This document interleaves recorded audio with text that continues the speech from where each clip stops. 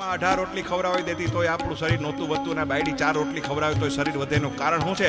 કારણ કે આ આનો ભાવ નથી, અને વા આપણી માનો ભાવ છે કે 18 ખાઈ ગયા પછી માથા પર હાથ ફેરવતી ને મારા બાપ એ 18 રોટલી પચી જાતી હતી. આટલો ફેર છે પત્ની માં અને મામાં, એટલું યાદ રાખજો. એવી માં મનનું જો મામા લાગે, મનનું જો મામા લાગે તો મોક્ષપુરી આંગણમાં ગંગા છે માના ચરણમાં, યમુના છે માના ચરણમાં. એ ચાલો હવે માં ને બાપાની વચ્ચે શું ફેર છે? સાંભળો બધા, માં ને બાપાની વચ્ચે શું ફેર છે એ આપણે બતાવું છું. દીકરાના હાથમાં કિંમતી ફૂલદાની હતી. છોકરો ફૂલદાની રમતો તો, કિંમતી ફૂલદાની. એમાં બાપો બહારથી આવ્યો, જોઈ ગયો છોકરાના હાથમાં કિંમતી ફૂલદાની છે. એટલે બાપો આ કીધું કે બેટા બેટા તૂટી જાહે, બહુ કિંમતી છે. બેટા તૂટી જાહે, બહુ કિંમતી છે. બેટા તૂટી જાહે, બહુ કિંમતી છે. માં એમ કહેતી બેટા તૂટી જાશે તો તને લાગી જશે, બેટા તૂટી જાહે તો લાગી જશે. બાપને કિંમત આરે લેવા દેવા હતી અને માને પોતાના દીકરાની હારે લેવા દેવા હતી. વિચાર કરો, બહુ સાચી વાત છે દોસ્તો. એક બાળકને જગતમાં માથી કોઈનું પદ ઊંચું નથી, એટલું યાદ રાખજો. માની મોટી માં હોય તો એને મોટી માં કહેવાય, એની માની માં હોય તો એને નાની માં કહેવાય, પણ માં કોઈને ન કહેવાય, એટલું યાદ રાખજો. એક બાળકને કોઈ પૂછ્યું કે તારી માનું મૃત્યુ થઈ ગયું છે ને તારી નવી માં આવી છે, તો તારી નવી માં ને જૂની માં શું ફેર છે? બાળકે જવાબ આપ્યો કે મારી નવી માં ને જૂની માં એટલો ફેર છે, મારી નવી માં છે એ સાચા બોલી છે, અને મારી જૂની માં છે ને મારી માં હતી ને એ ખોટા બોલી હતી. એ કેવી રીતે બને? તો કે હા, જે મારી માં હતી માં ખોટા બોલી હતી, મારી નવી માં છે ને સાચા બોલી છે. તો કેવી રીતે? કે મારી નવી માં એમ કે આજ તને ખાવા નહીં દઉં, તો મારી નવી માં મને ખાવા નથી દેતી, પણ મારી માં હતી ને એ મને એમ કહેતી ને કે આજ તને ખાવા નહીં દઉં. તો અડધો પોણો કલાક પછી એ મને વાલ કરી ખોળામાં બેહાડી મને જમાડી દેતી હતી. મારી નવી માં એ સાચા બોલી છે, મારી માં છે ને એ ખોટા બોલી છે. પણ એટલું યાદ રાખજો દોસ્તો, આવો પ્રેમ મળે ક્યાં માનો, તન મન ને મીજવતો ભાઈ, દિલડાને રીઝવતો. આવો પ્રેમ મળે ક્યાં માનો, તન મનને રીઝવતો ભાઈ, દિલડાને રીઝવતો. જીવની જેમ જતન કરે પણ, જીવની જેમ જતન કરે પણ, આસન રાખે જીવનમાં. ગંગા છે માના ચરણમાં, યમુના છે માના ચરણમાં.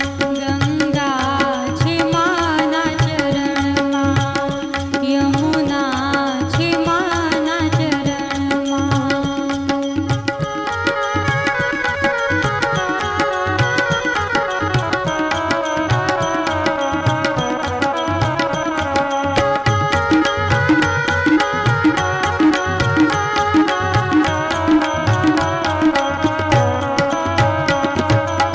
આવો પ્રેમ મળે ક્યાં માનો.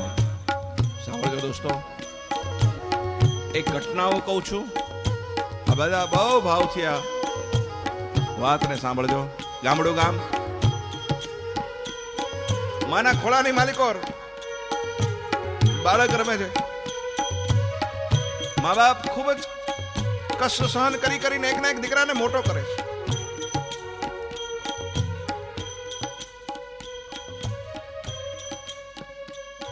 મારો દીકરો રાજા, માને તો દીકરો રાજા જ હોય.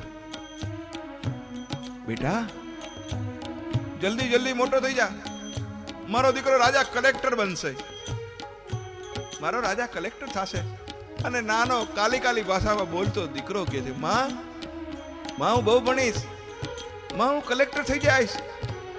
બાપુને બહુ કામ કરવું પડે છે ને માં, તારે બહુ કામ કરવું પડે છે ને માં. એ માં તું ચિંતા ન કરતી હો.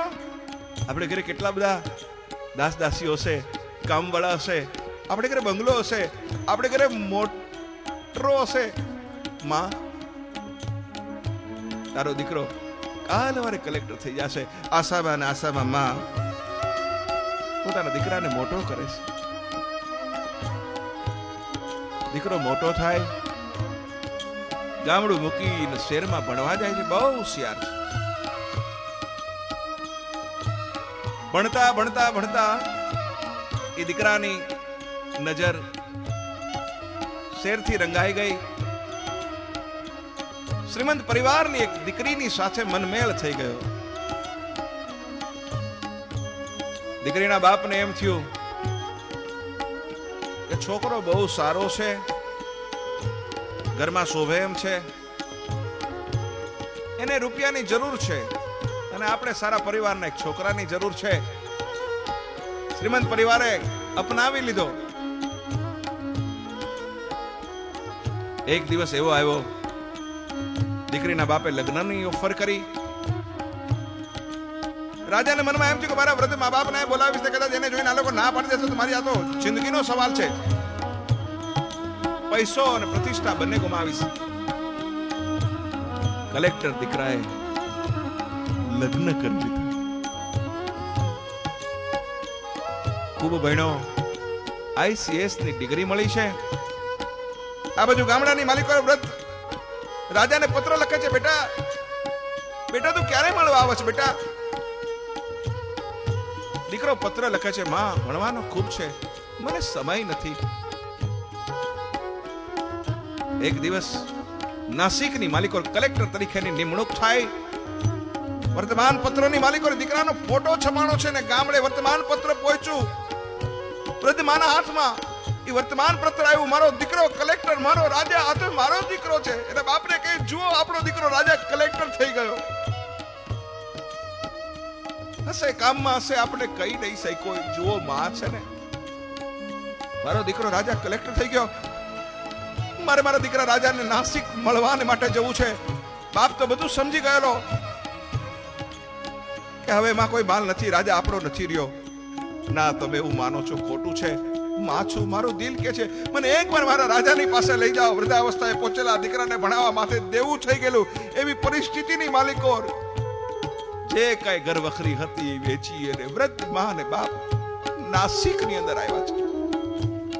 ધર્મશાળાની માલિકો ઉતર્યા છે. રાજાના બાપે કીધું કે તું અહીંયા રે, આપણો દીકરો ક્યાં રહે છે હું જરા તપાસ કરી આવું. લાકડીના ટેકે ટેકે એ વૃદ્ધ બાપ કલેક્ટરનો બંગલો ગોતતો ગોતતો બંગલાની પાસે આવીને ઉભો રહે છે. બંગલામાં પ્રવેશ કરવા જાય છે. દરવાન કહે છે, એ બુડા કઈ બાજુ જવું છે? મારે કલેક્ટર સાહેબને મળવું છે. કલેક્ટરને મળવું છે? એમ રજા વિના મળાતું હશે? અરે ભાઈ, રજાની ક્યાં વાત કરો છો? હું કલેક્ટરનો બાપ છું. અને એ જ વખતે બંગલાની દરવાજે ખુલી, બારી ખુલી. દીકરો જોતો તો પોતાના બાપને જોઈ ગયો. ઓહો, આ તો મારા વૃદ્ધ પિતા છે. ઘણો અંદરથી પ્યાર આવ્યો, પણ વિચાર આવ્યો કે આવો વૃદ્ધ બાપ કદાચ મારી પત્નીને નહીં ગમે. આટલા વર્ષો મારા બાપને શું જવાબ આપીશ? આવા અનેક વિચારો એ દીકરાને આવી ગયા. દીકરાની નજર બાપ પર. અને એ જ વખતે એ વૃદ્ધ બુઢા બાપને એમ કીધું કે હું કલેક્ટરનો બાપ છું. ત્યારે ચોકીદારે એક લાત મારી 3-4 ઢગલા, એમ કહેવાય છે કે 3-4 ગળથોલિયા બાપ ખાઈ ગયો. દીકરાએ બારીને બંધ કરી દીધી. દોસ્તો, ચોકીદારની લાત તો બાપથી સહન થઈ ગઈ, પણ દીકરાનું બેહુદું વર્તન બાપથી સહન ન થયું. ધર્મશાળાની અંદર આવી એ રાતે દીકરાએ કરેલા અપમાનના દુઃખમાં બાપનું મૃત્યુ થઈ ગયું. માં બચી દીકરાને જોવાની આશામાં. ત્યાંની હવેલીની અંદર માં કામ કરે છે.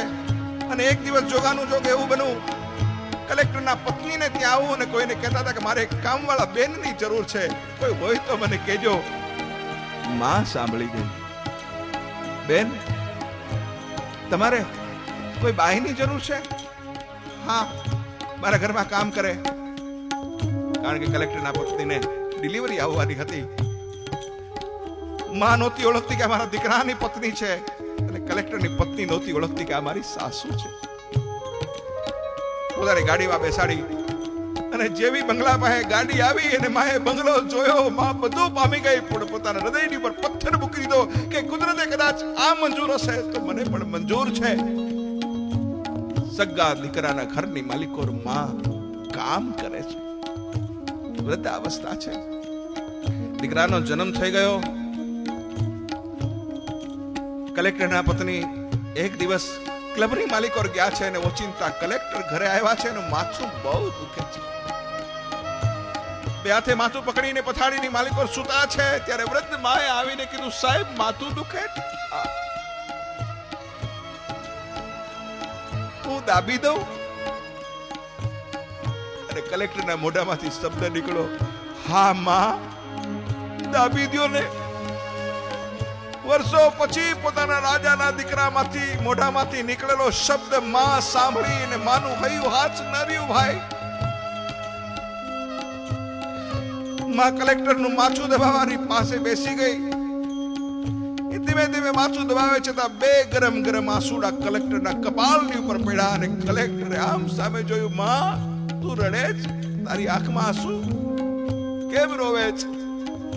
અને માં બોલી, ભાઈ, તારા મોઢામાંથી માં શબ્દ સાંભળ્યો ને એટલે અવાજ રડી પડી. કેમ બેટા? હું તારી માં છું અને તું મારો દીકરો છે. વિચાર કરજો દોસ્તો, જે દીકરાઓ માનો અપરાધ કરે છે, દુનિયાની મોહ માયાની લપટાઈ જાય છે, માં તો જગતની માફ કરે. માં, મારા બાપના મૃત્યુ માટે હું જવાબદાર છું, માં મને માફ કરી દે. અને માં એમ કે છે, બેટા ગઈ ગુજરી હવે ભૂલી જા. જે થયું ભગવાનને પસંદ હતું. એ દુનિયાના દીકરાઓને પણ પ્રાર્થના કરું છું કે જગતની માલિકો જો માં મળી હોય તો એની સેવા કરી લેજો. પણ આપણે તો સ્વાર્થી છીએ, કારણ સ્વાર્થ કેરી દુનિયામાં સૌ કોઈ દૂર થઈ જાતા, ભાઈ વાલા વેરી થાતા.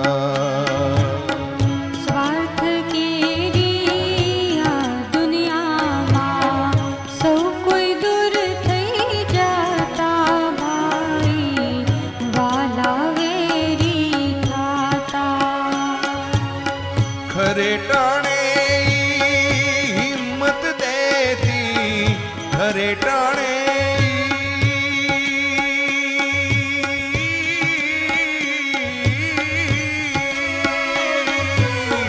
ખરે ટાણે હિંમત દેતી, સુખ દુઃખ ના એ પ્રસંગમાં. ગંગા છે માના ચરણમાં, યમુના છે માના ચરણમાં. ગંગા છે માના ચરણમાં, યમુના છે માના ચરણમાં.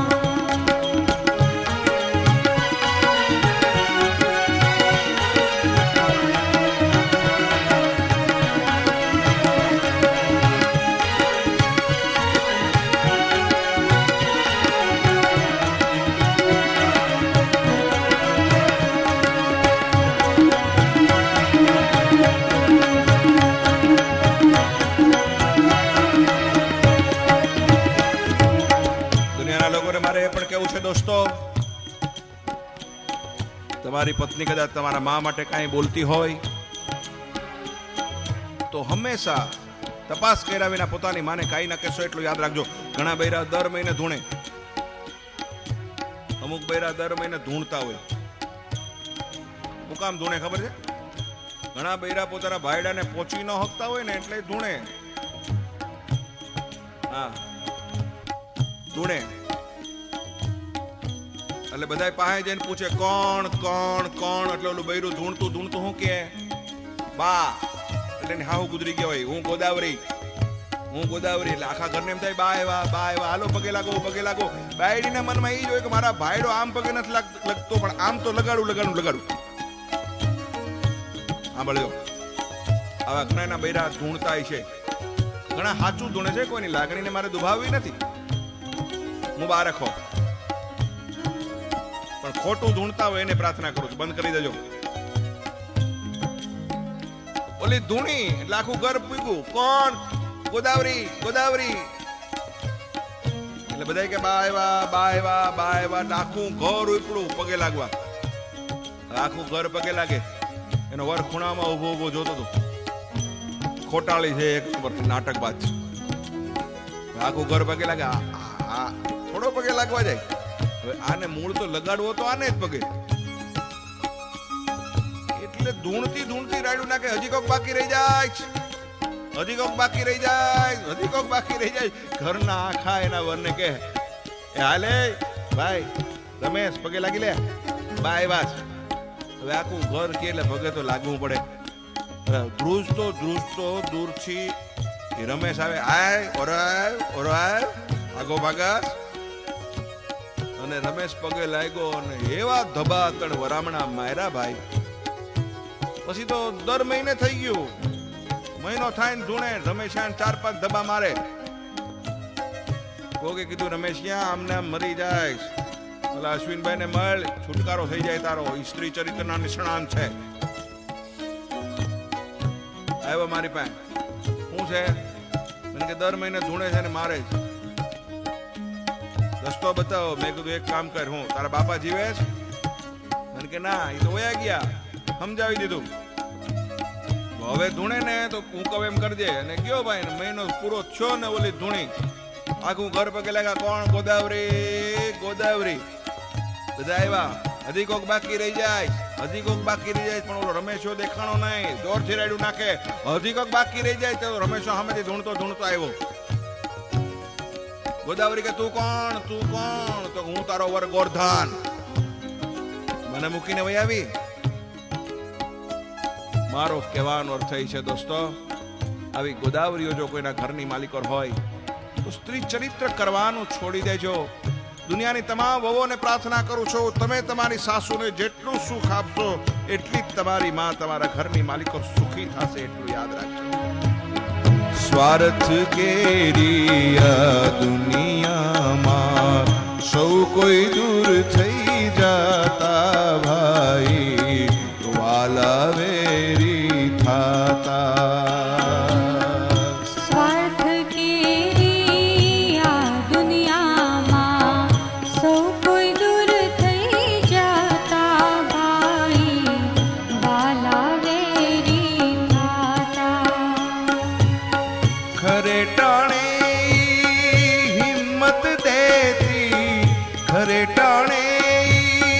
હિંમત દેતી, સુખ દુઃખ ના એ પ્રસંગમાં.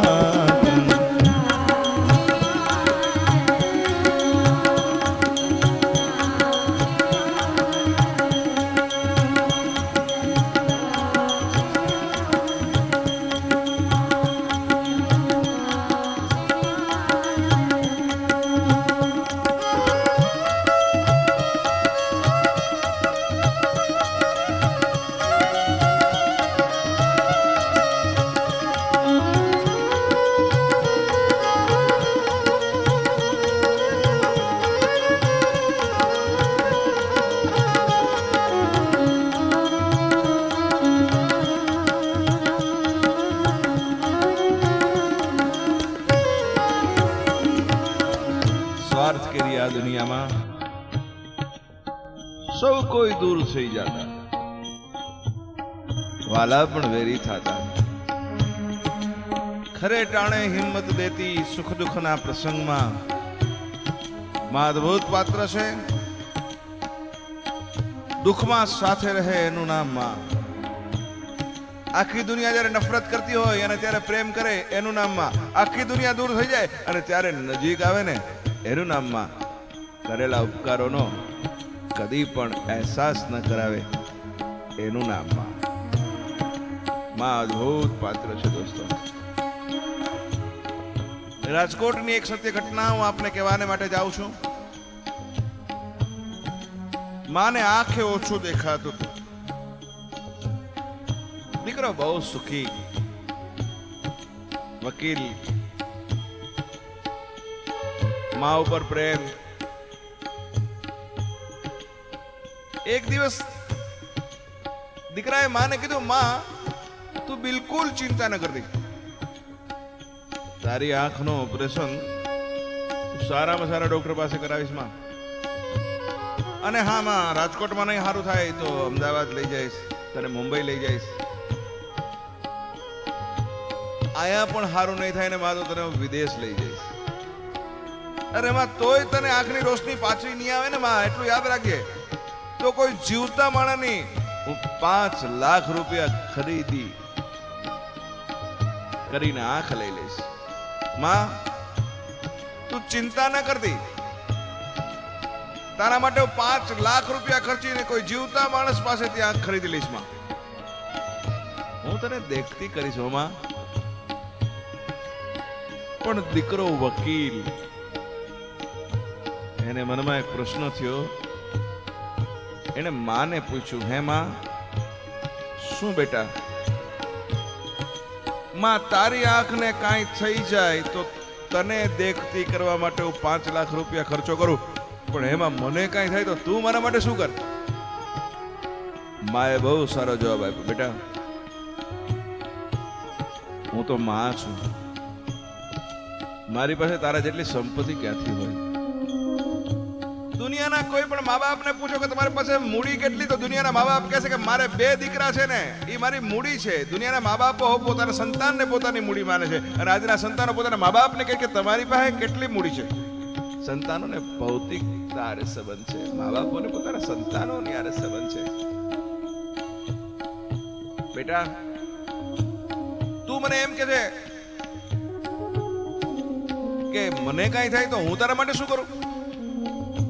સાચી વાત બેટા, હું 5 લાખ રૂપિયા ક્યાંથી કાઢું? પણ સાંભળી લે બેટા,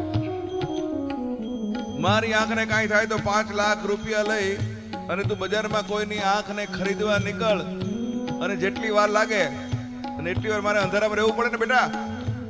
પણ જો તને કાંઈ થાય ને બેટા, તો હું 5 લાખ રૂપિયા લઈને બજારમાં આંખ ખરીદવા ન જાઉં, તને એટલી વાર અંધારામાં ન રાખું બેટા. પણ હું ડોક્ટરને એ જ વખતે કહું કે સાહેબ મારી 2 આંખ કાઢી લ્યો અને મારા દીકરાને દેખતો કરો બેટા. હું તને અંધારામાં ન જોઈ શકું બેટા, હું મારી માં આંખ આપી દઉં. માં પોતાના સંતાનો માટે પોતાની આંખ આપી દે. સંતાનો સ્વાર્થી બને છે દોસ્તો, આવા સ્વાર્થી ન બનજો. માને સમજવાનો પ્રયત્ન કરજો. મુંબઈની એક સત્ય ઘટના મને યાદ આવે છે, આપની સમક્ષ કહેવાને માટે જઈ રહ્યો છું દોસ્તો. એક યુવાન તવાઈફાના પ્રેમની માલિક પર પાગલ બન્યો. ओ हसीना और रूप की परी, क्या मेरे साथ शादी करेगी, ब्याह रचाएगी? तवाइफाए युवानની સામે જોઈને કીધું, मैं इम्तिहान लूंगी, अगर तू पास हो जाएगा मैं शादी करूंगी.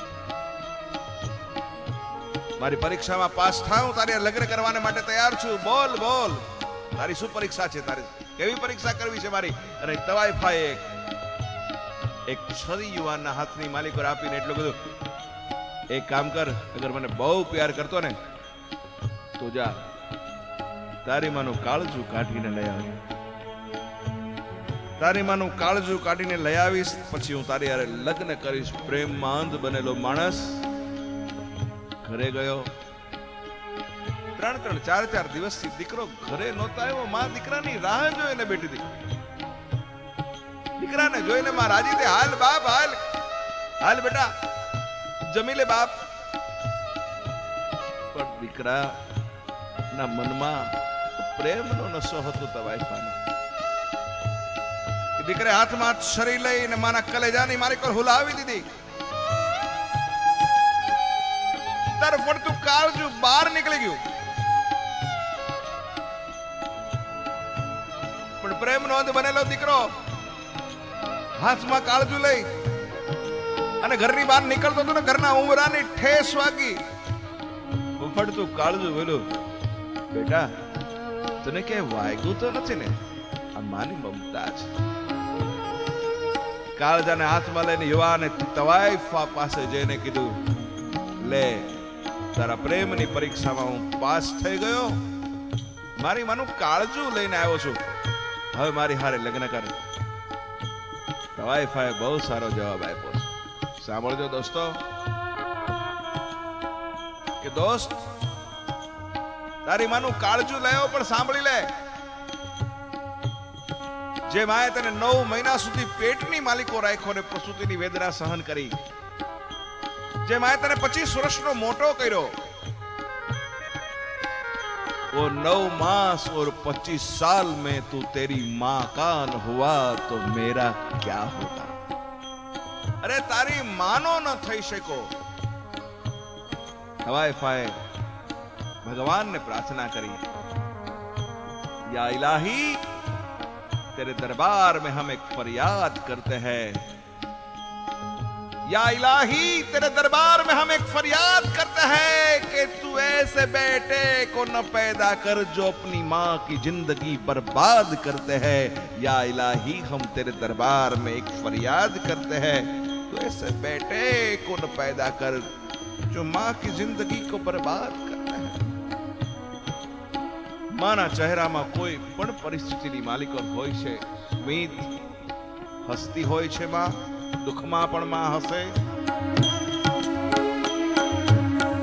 હસતો જોઈ રાજી થાતી, હૈયામાં હર ખાતી ભાઈ, ગીતડા મીઠા ગાતી.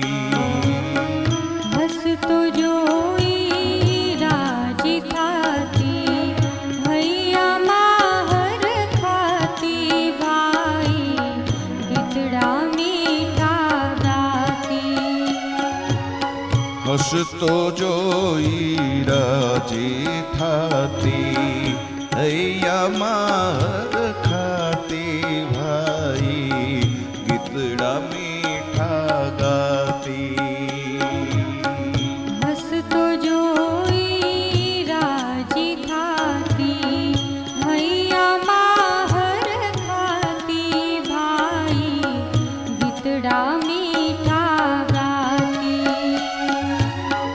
રોતો જોઈ તને બહુ અકળાતી, રોતો જોઈ તને બહુ અકળાતી, બહુ મૂંઝાતી મનમાં. ગંગા છે માના ચરણમાં, યમુના છે માના ચરણમાં.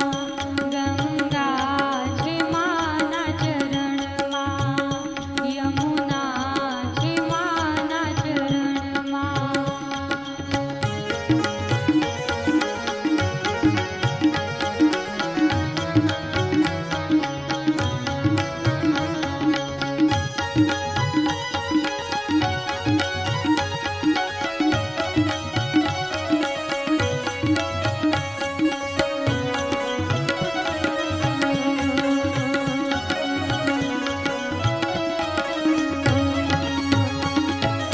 मां जगदम्बानो अवतार छे दोस्तों.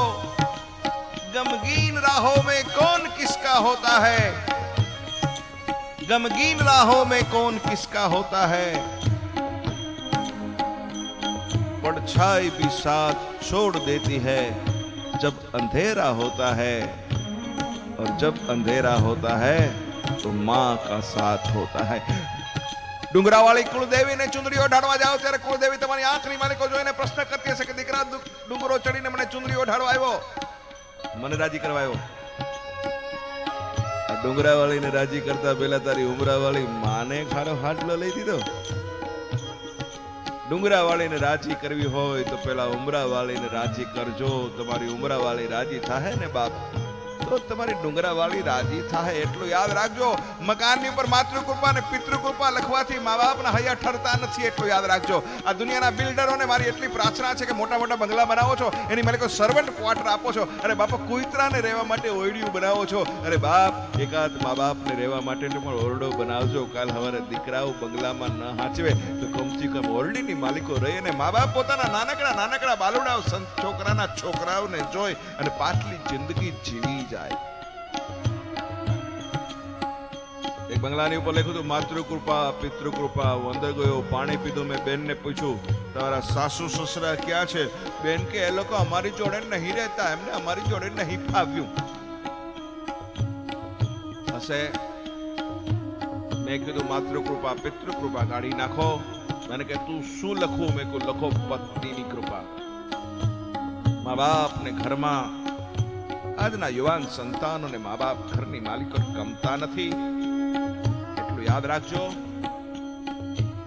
દીકરાઓને પ્રાર્થના છે, હે સંતાનો, વૃદ્ધાવસ્થાએ તમારી માં જગત જનની શું માંગે છે તમારી પાસે?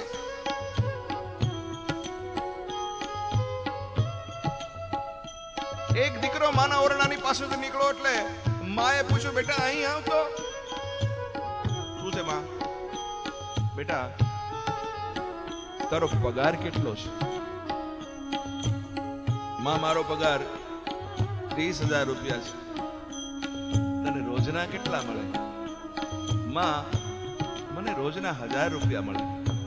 બેટા એક કામ કરીશ, હા એક 500 રૂપિયા તારી માને જોઈ જરાક મને 500 રૂપિયા આપીશ બેટા. દીકરાએ પાકીટ ખોલી અને 500 રૂપિયા કાઢી અને મારા હાથની માલિકો મૂક્યા. માં જાઓ. ના બેટા ઉભો રે.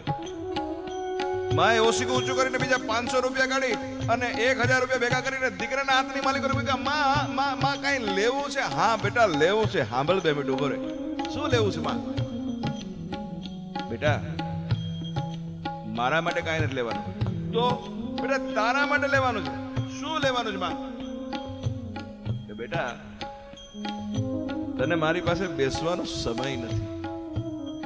તું બેટા સંપત્તિ ને પૈસાની વાહે દોડે છે બેટા. તું તારી માને ભૂલી ગયો છે બેટા. બેટા આજ મને ખબર પડી કે તારો એક દિવસ ખરીદવો હોય ને તો એની 1,000 રૂપિયા કિંમત થાય બેટા. બેટા 1,000 રૂપિયા મેં તારા હાથની માલિકો મૂક્યા છે. આવતીકાલે નોકરીની માલિકો એક દી રજા લઈ લેજે. આવતીકાલનો આખો તારો દિવસ મેં ખરીદો છે બેટા. મારે આવતીકાલે આખો દિવસ તારી ભેગું રહેવું છે. એક માને પોતાના દીકરાનો સમય ખરીદવો પડે. એનાથી જગતની માલિકો કરુણતા કઈ હોઈ શકે દોસ્તો. બાળક જ્યારે રોતું હોય ને ત્યારે દુનિયાની માં તમામ કામને પડતા મૂકીને પોતાના બાળકને પોતાના ખોળાની માલિકો તેડી લે. માં જો માંદી હોય ને ઓફિસે ખબર પડે દીકરાને કે મારી માં માંદી છે, પત્નીએ ફોન કર્યો હોય કે બા બીમાર છે, તો દીકરો એમ કે કઈ વાંધો નહીં, તમે ડોક્ટરને બોલાવી લો, મારે થોડું કામ છે, પતાવીને આવું છું. બા તો છે ને એને આવું થઈ જ રાખે છે. બારે કાંઈ નહીં થાય. વિચાર કરો. આજના સંતાનોને પ્રાર્થના છે, જગતની માલિકો માને જ્યારે કાંઈ પણ થતું હોય તો દોડજો, નહીં તો જિંદગીની માલિકો મોડું થઈ જશે. બાપ એ તો તને હસતો જોવા માંગે છે. હસતો જોઈ રાજી થાતી હૈયામાં હર ખાતી ભાઈ ગીતડા મીઠા ગાતી. હસતો જોઈ રાજી થાતી હૈયામાં હર ખાતી ભાઈ ગીતડા મીઠા ગાતી. રોતો જોઈ તને બહુ એકલાતી, રોતો જોઈ તને બહુ એકલાતી. તમારું મોઢું કોકથી પડી ગયેલું ઘરની માલિકો રહે યુવાનો, તમને પ્રાર્થના છે એકવાર ઘરની અંદર જઈને મોઢું આમ પડી ગયેલું રાખજો. તમને ઘરની માલિકો કોઈ પૂછવાનું નહીં, પણ તમારી માને ખબર પડશે કે આજ મારો દીકરો કાયમની જેમ ખીલેલો નથી, આજ મારો દીકરો બોલતો નથી, નક્કી મારા દીકરાને કાંઈક તકલીફ છે. એ માં તમારી આગળ પાછળ પડશે. બેટા શું છે? બેટા મને વાત કર, તને શું તકલીફ છે? બેટા આયા મારા દીકરા જે હોય મને કે બેટા તું જરાય મૂંઝામાં, હું તારી માં છું. દીકરાના ચહેરાની કરચલી માં વાંચી લે કે મારા દીકરાને કંઈક તકલીફ છે, પણ દુનિયાની માના ચહેરા ઉપર કરચલી પડે તો દુનિયાના કેટલા દીકરા વાંચી છે કે આજ મારી માં બોલતી કેમ નથી, આજ મારી માં મારી વાત કેમ નથી કરતી, આજ મારી માં કંઈક મારાથી રિહાણી લાગે છે, મારે મારી માને મનાવવી જોઈએ. દુનિયાના કેટલા દીકરા પોતાની માને મનાવે છે. અરે ભાઈ, માં છે ને એ વૃદ્ધાવસ્થાએ તો બાળક જેવી થઈ જાય છે, એટલું યાદ રાખજો. માયને રિહાવાનો અધિકાર છે મારા બાપ. હે દુનિયાના સંતાનો, માં ન બોલે ને તો એની પાસે જઈને માને બોલાવજો.